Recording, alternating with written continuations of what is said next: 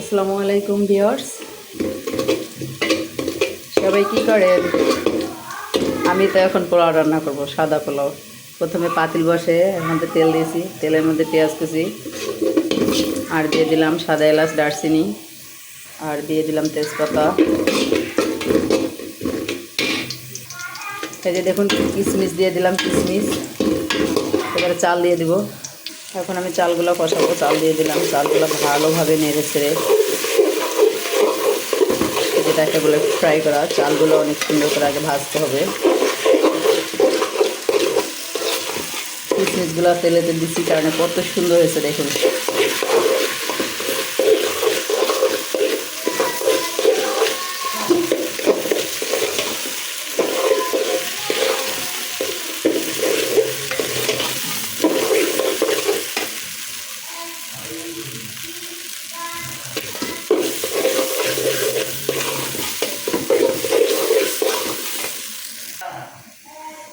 চালগুলো ভাজা শেষ। এই পর্যায়ে আমি এখন পানি দিয়ে দেব।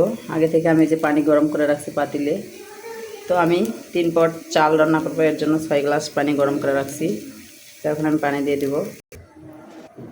তো এই যে দেখুন পানি দিলাম, পানির মধ্যে স্বাদ মতো লবণ দিলাম, আদা বাটা দিলাম, রসুন বাটা দিলাম, জিরা বাটা দিলাম, কাঁচামরিচ দিয়ে দিলাম।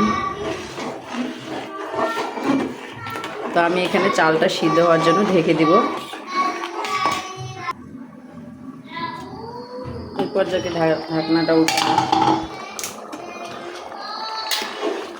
উঠে এবার একটু নাড়াচাড়া দিচ্ছি। তো আরও হবে, আবার ঢেকে দিব।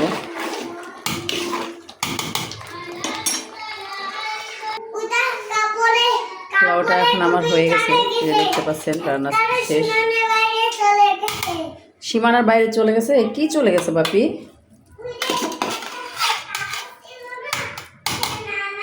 ও আচ্ছা। তো এই যে দেখুন আমার পোলাওটা শেষ। তো আপনারা সবাই ভালো থাকবেন। আল্লাহ হাফেজ।